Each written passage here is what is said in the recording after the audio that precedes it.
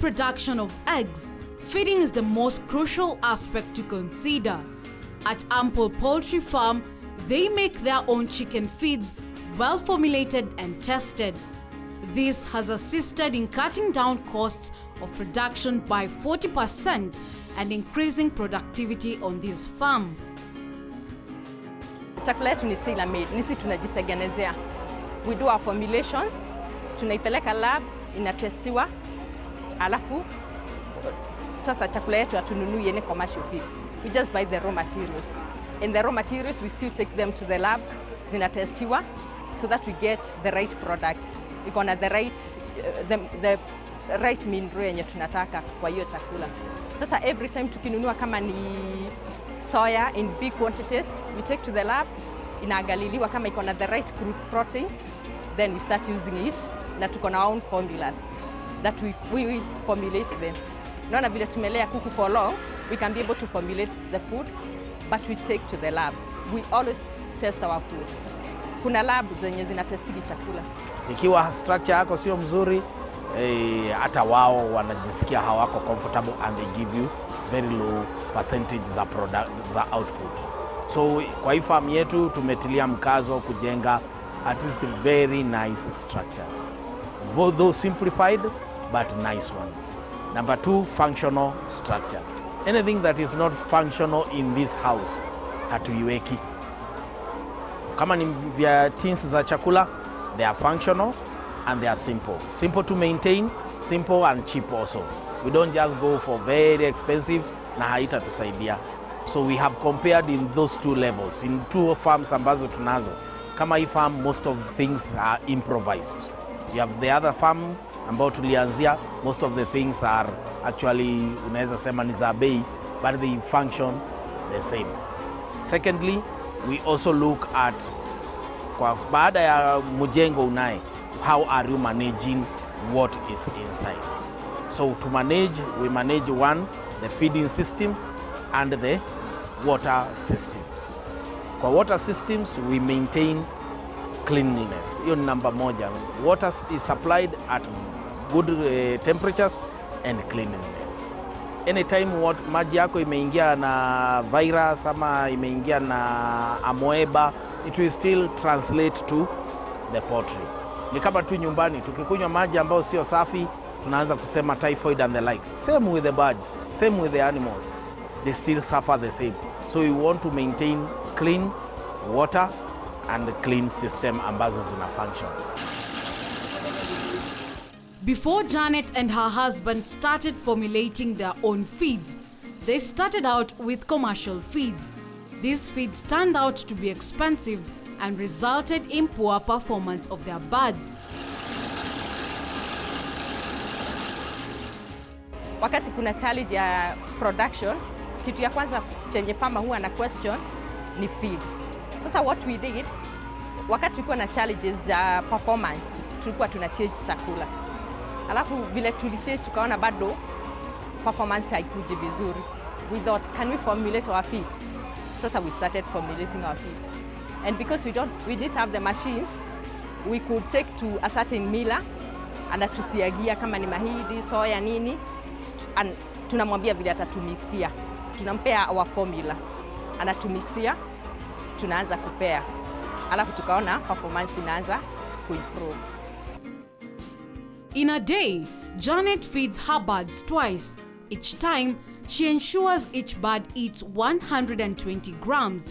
This helps in body formation and avoids spillage and overeating. Having kept feeds in check at your farm, there are other management practices a poultry farmer must consider. At Ample Farm, biosecurity and continuous supply of water is key to ensure good productivity from their birds. Birds are pecky animals and can attract diseases quickly. Therefore, Janet ensures that hygiene standards are met in her poultry farm. Unaona tumekuambia uvae gumboots and we should make it better. Hiyo si enough. Inastahili kuwa better than that. Na kama ni hata wafanyikazi still ni under management, huchange mfanyikazi ati amekukasirisha unamfukuza. Lazima uwa maintain kama ni hiyo, kama ni mfanyikazi anaona, anajua ni huyu mwenye anamuattend. Our kuku, you attend them like a newborn baby. Usafi should be number 1. Unaona hata ukiona kukiwa na hiyo chicken waste, but ni kusafi sana. Occasionally huwa tuna disinfect maybe once per month. Na hii lita tunaitoaga once per month. Ikitolewa ni feed, ni animal feed. Sijui kama unajua hivyo. Tunauza kama animal feed. Lakini lazima itolewe once per month. Una ensure maji haimwagiki. Unaona kama hii nipu ikimwaga maji, lazima hiyo maji iondolewe yote. Kwa sababu usipoondoa hiyo place itaanza kulea pathogens zenye zitaleta shida kwa huko. Hata ukiingia hapo hustahili kusikia smell ya ammonia. Sijui kama umeingia nyumba ya kuku unasikia hiyo smell ya ammonia. You're not supposed to smell anything kwa nyumba ya kuku. It should be very fresh. Because vile una smell hiyo ammonia itawa affect na wana developing some respiratory diseases. So it should be very clean. Debeaking is an important exercise to every poultry farmer. This helps in preventing cannibalism and egg eating. Janet debeaks her birds, but only the top beak, and lets the lower beak grow. Pecking, number 1, inaweza kuwa deficiency ya certain mineral. Number 2, inaweza kuwa some birds superior than others, as I told you. Sasa wao wenye wanasikia ni ndio wenye hiyo boma ndio wanatendigi kufight wengine. Lakini hiyo kama wako na deficiency ya certain mineral, they will tend to peck. Wanaona kitu peculiar for feathers and they wanaziendea. Sasa kama unapea the right feed, utaona pecking. Na kama hawa wenye vile wako debeaked, you rarely see bird yenye imekuliwa. Na normally wanapekigi huku nyuma. Sijui kama umeenda kwa farm ukaona zimepekiwa na huku nyuma. And the reason we did that, we realized that hiyo beak ya juu inakuaga haraka sana. Na ndio inatend kuitumia kupek mayai na kupiga wengine. Sasa vile imekatwa hivyo, hata wakati itakuwa azi, hakuna vile itaikuwa ifikie hiyo ingine. Sasa unaona hii ya chini na mea, lakini ya juu haitamea ifikie. Sasa hatutaikuwa na kesi ya hiyo pecking ama kukula mayai. Did you know that having visitors or preying animals entering your poultry house, aside from your casual workers, might affect the egg production and be a form of stress?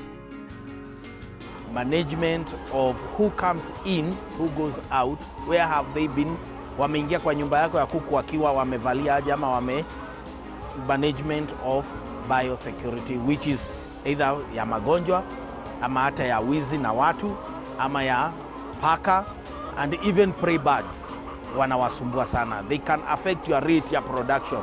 Kama hapa pengine kuna lala paka ambaye usiku anashinda akiwa frightened, tomorrow don't expect those high percentages. Or there is a bird that hawks around, it will also make your production low. So you also look at those things.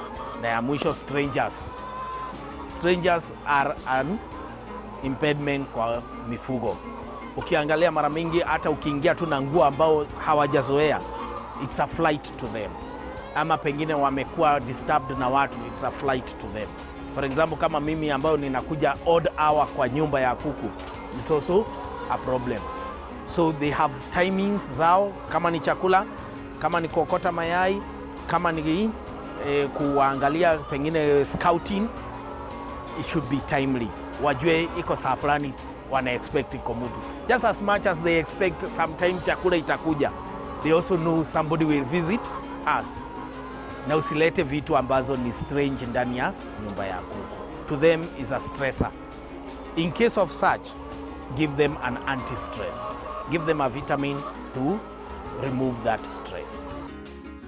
There are instances where a farmer collects an egg with a weak shell or deformity. Janet elaborates the reason and the science behind this. Kama ni kuku, mayai si ndio output ya kuku. Sasa kama inakosa kitu, especially calcium and those minerals, you know they work hand in hand. Calcium lazima ikuwe na phosphorus and the like. Sasa kama iko na deficiency kwa hiyo chakula, mayai itakuwa na weak shell. Na kama haina weak shell, ndani kutakuwa na shida. Unaweza ona mayai zingine zinakuwa za white ndani. Si umekula mayai ukaona ni white ndani, shida ni chakula, haikupewa the right food, ama food kuna kitu ilikuwa imekosa. And also kama kuna joto sana, extreme temperatures. Kama kuna extreme temperatures, hawa kuku they tend to kind of to fight your temperature. Sasa wana tend kunywa a lot of water, alafu wanatoa minerals. Sasa wakitoa minerals, whatever was supposed to go to the egg production haitaenda kwa egg production. Sasa watatoka ikiwa na weak shell ama some other deformities ya mayai, ama kukiwa na extreme weather, ikiwa very cold, bado kutakuwa na shida juu itatumia a lot of energy kutoka kwa chakula kujikinga na baridi. Sasa shida itaenda kwa mayai, either haitatega ama mayai itakuwa na shida. According to Janet, Leah's poultry farming is a high-risk business but a very profitable venture. For someone who has a passion, naweza mwambia tu aanze. Because I should not say about my numbers, what I get from this farm. Unasikia nilikuwa nimeandikwa pahali for 10 years. Na mzee wangu alikuwa ameandikwa hata yeye. Lakini unaona hii ni better, far much better. Na nikikuhesabia na basi zangu, hizi kuku si mingi. They about that 500 ama about that 5. Lakini kwa mwezi sikosi about 300,000. Sasa hata kama umeandikwa, unaona at least you can't compare with me. Na nimekwambia mimi naamkaga 6, that minutes nimemaliza kazi yangu. Afternoon naingia, that minutes nimemaliza kazi yangu. If I'm to attend another thing, I will go and attend. Kwa hivyo sijafugwa sana. Kwa hivyo kama mwenye anasikia ako na passion, it has to start kutoka hapa kwa roho. If you must have a passion. Kama una passion, don't try. We hope you've learned a lot from Ample Farm about Leah's chicken production. Thank you for staying tuned to Poultry Farming. Keep watching KTN Farmers TV.